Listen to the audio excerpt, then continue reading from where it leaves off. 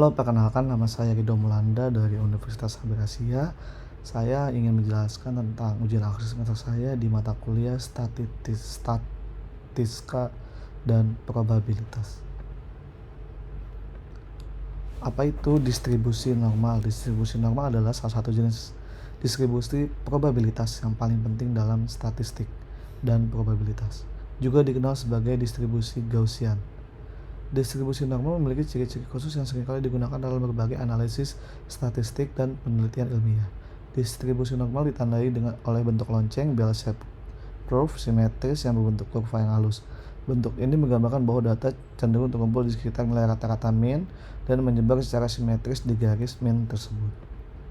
Karakteristik distribusi normal. Simetri. Distribusi normal simetris terhadap nilai rata-rata mean. Artinya nilai rata-rata adalah titik pusat dari kurva lonceng dan nilai di sebelah kiri dan kanan nilai rata-rata memiliki pola yang sama. Mean, median, dan mode sama. Pada distribusi normal, nilai mean, median, dan mode memiliki nilai yang sama. Hal ini menandakan bahwa distribusi normal tidak memiliki kecenderungan atau skewness. Penyebaran. Distribusi normal juga ditentukan oleh simpang baku standard deviation.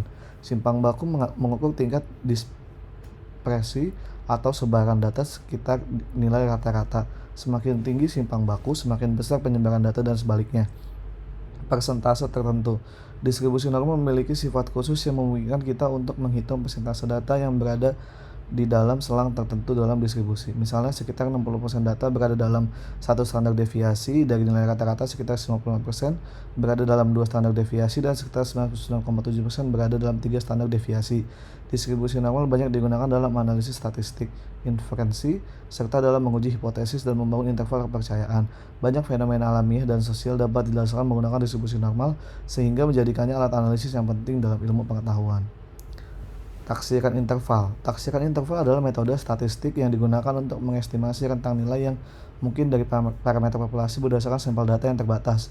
Dalam statistik, kita seringkali tidak memiliki akses untuk mengumpulkan data dari seluruh populasi yang ingin kita teliti, sehingga kita harus mengandalkan sampel data yang diperoleh secara aksak.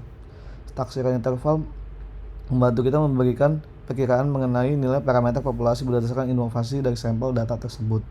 Contoh taksiran interval. Misalkan kita ingin mengestimasi rata-rata tinggi badan dalam sentimeter dari seluruh siswa laki-laki di sebuah sekolah. Jika kita tidak dapat mengukur tinggi badan seluruh siswa laki-laki di sekolah tersebut, kita bisa mengambil sampel acak dari siswa laki-laki dan menggunakan data sampel tersebut untuk membuat taksiran interval. Langkah-langkah untuk membuat taksiran interval. Pengambilan sampel. Kita mengambil sampel acak dari populasi siswa laki-laki di sekolah tersebut. Misalnya kita mengambil sampel acak sebanyak 50 siswa laki-laki. Menghitung rata-rata dan simpang baku sampel. Dari data sampel yang kita peroleh, kita menghitung rata-rata tinggi badan dan simpang baku atau standard deviation dari tinggi badan para siswa laki-laki dalam sampel. Memilih tingkat kepercayaan. Tingkat kepercayaan menunjukkan seberapa yakin kita terhadap taksiran interval yang kita buat. Misalnya, kita ingin membuat taksiran interval dengan tingkat kepercayaan 90%.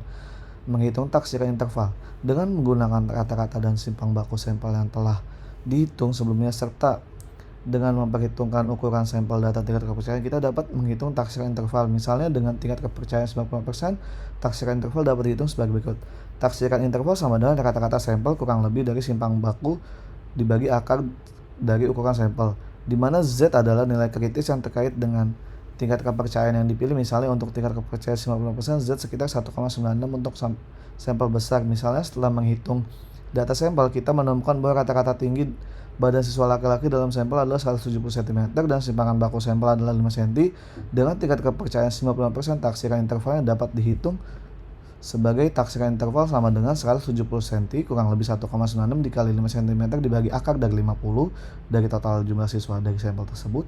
Hasil dari perhitungan di atas adalah taksiran interval sekitar 169,05 cm sehingga 170,9 cm. Artinya dengan tingkat kepercayaan 90%, kita yakin bahwa rentang tinggi badan siswa laki-laki dalam populasi sebenarnya berada antara 169,05 cm hingga 170,95 cm berdasarkan data sampel yang kita miliki. Hipotesis. Sebuah pernyataan yang diajukan untuk diuji kebenarannya melalui metode ilmiah atau analisis statistik. Hipotesis biasanya berisi prediksi atau asumsi tentang hubungan antara dua atau lebih variabel dalam konteks penelitian. Tujuan dari mengajukan hipotesis adalah untuk menyelidiki, menguji atau menguji kebenaran suatu pernyataan berdasarkan bukti empiris atau data yang ada. Jenis hipotesis, hipotesis nol atau H0. Hipotesis nol menyatakan bahwa tidak ada perbedaan hubungan atau efek yang signifikan antara variabel yang diteliti. Biasanya hipotesis nol menyatakan bahwa tidak ada pengaruh atau tidak ada perbedaan antara dua kelompok yang dibandingkan. Hipotesis alternatif H1 atau HA. Hipotesis alternatif yang menyatakan adanya perbedaan hubungan atau efek yang signifikan antara variabel yang diteliti. Jika data yang diperoleh mendukung hipotesis alternatif, maka hipotesis nol ditolak. Contoh hipotesis, misalkan kita ingin menguji apakah jenis latihan fisik tertentu memiliki pengaruh yang signifikan terhadap penurunan berat badan pada sekelompok orang dewasa yang mengikuti program tersebut. Dalam hal ini, kita dapat mengumpulkan hipotesis sebagai berikut. Hipotesis nol, tidak ada perbedaan yang signifikan dalam penurunan berat badan antara kelompok yang melakukan latihan fisik dan kelompok kontrol yang tidak melakukan latihan fisik. Hipotesis alternatif, terdapat perbedaan yang signifikan yang dalam penurunan berat badan antara kelompok yang melakukan latihan fisik dan kelompok kontrol yang tidak melakukan latihan fisik. Kemudian dalam penelitian ini, kita akan mengumpulkan data berat badan dari kedua kelompok tersebut setelah beberapa minggu mengikuti program latihan. Setelah mengumpulkan data, kita akan menganalisisnya dan menguji kedua hipotesis di program latihan di atas menggunakan metode statistik yang sesuai. Jika analisa statistik menunjukkan bahwa ada perbedaan yang signifikan dalam penurunan berat badan antara kelompok yang melakukan latihan fisik dan kelompok kontrol, maka hipotesis nol akan ditolak dan hipotesis alternatif akan diterima.